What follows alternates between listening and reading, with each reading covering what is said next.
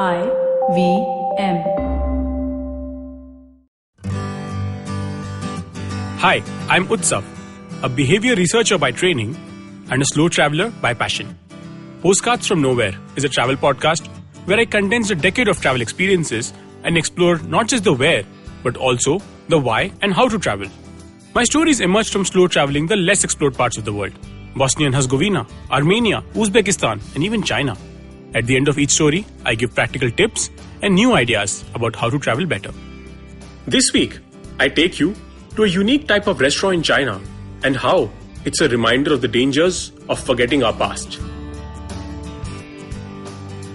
The god of lightning does not hit the man who eats. Ye Yun Li's grandfather often said this when she was young. The lesson: eating was a virtue. Sometimes to make them appreciate food more, he told hunger stories to her and her sister. A poor scholar went to a banquet and saw sesame seeds scattered on the table. "Let me teach you calligraphy," the man said to the guests, after which he licked his forefinger and wrote like a master on the table, cleaning up the sesame seeds as he went. Another story goes that a poor man from a village visited a wealthy friend in the city, and the friend invited him to a fancy restaurant, ordered a cup of tea, and asked him to politely help himself to all the good smells. Ye Yun grew up during the Cultural Revolution, where famine killed millions and food shortages were so severe that everything was rationed.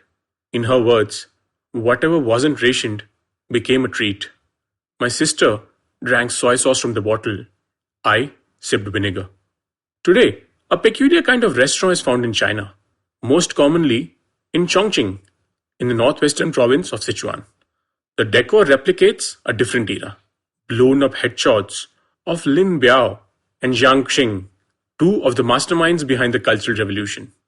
Dao Enlai and Vladimir Lenin make frequent appearances, and of course, Mao Zedong himself fixes customers with his pensive gaze.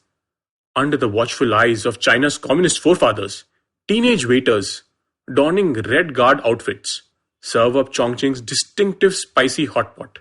Food abounds, and the favorite meat is pork, the national food obsession. The setting, which is quirky and unique to the young, is startling and unsettling to those who lived through the Cultural Revolution. The average Chinese today eats 6 times more pork than they did around the revolution. A country which was dying of famine a few decades ago is now tackling a silent killer: obesity. The severity of the problem can be gauged by the fact that even amongst its fittest people, its soldiers, obesity is growing.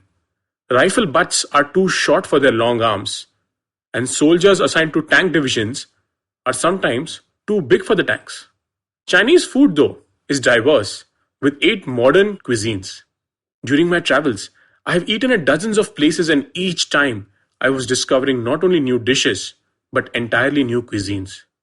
A well-known Chinese joke is that they eat anything that has 4 legs other than a table, anything that flies other than an airplane, and anything that swims other than a submarine. While that may hold true for Cantonese food, it does not hold true for the rest of the country. Just consider this. The climate of China varies from tropical in the south to subarctic in the northeast. Then how would it be possible to have a singular cuisine given that everything from the availability of resources, geography, history, cooking techniques, and lifestyle would impact food habits? For example, light and delicate dim sums are the gifts of Cantonese cooking, while Szechuan, which is the bastardization of Sichuan, is known for its use of fiery chilies. Shanghainese food tends to be on the sweeter side, while Zhejiang cuisine is closer to Japanese food in its preference for fresh food. China has preserved and grown many of its culinary traditions, but the explosion of pork consumption cuts across cuisines. Anthony Bourdain once remarked, "Food, after all, is more than just a collection of ingredients. It can carry the story of a place's culture, its history, and its economy." And for once, China isn't an outlier. There is a strong stereotype of Chinese people being short or having a weak build. However, if you go to China today, you would find no such thing. The stereotype emerged when the world saw pictures of the Chinese who were malnourished from the Cultural Revolution, thereby having stunted growth, but give a starving people prosperity and they will overcompensate.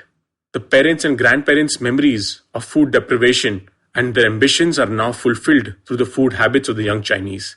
It's a country which is eating its way to obesity, much like the most rapidly developing nations, including India. About a decade ago, Sasha Gong, a food writer, came out with a book called the Cultural Revolution Cookbook.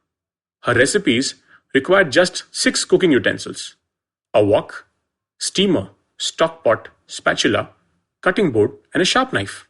The ingredients too are widely available because her book is a classic example of a new cuisine China invented during the revolution: survivalist cuisine.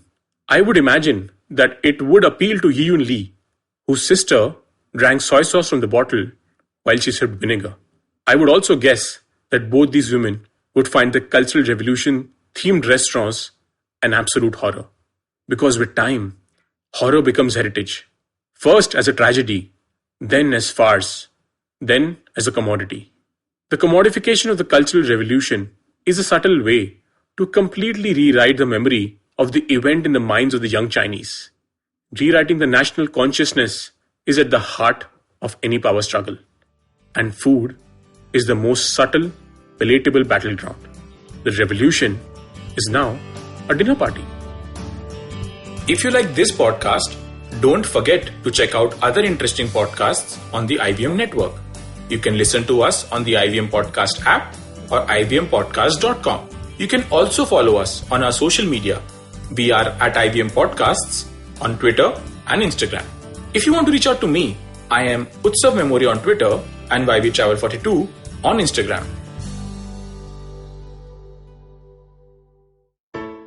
I hope you enjoyed that show. I'd like to thank our sponsors this week, Paytm Money.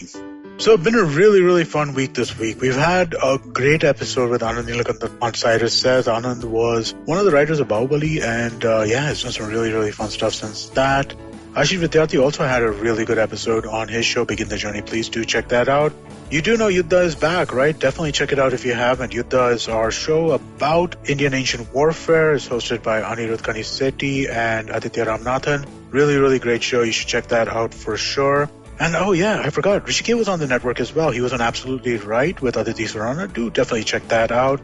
With that, hope to see you next week. Hi guys, this is Ayushi. And I am Ritasha. And welcome to Agla Station Adulthood. It's a fun podcast we've got going on, and we'd love for you to tune in and enjoy with us.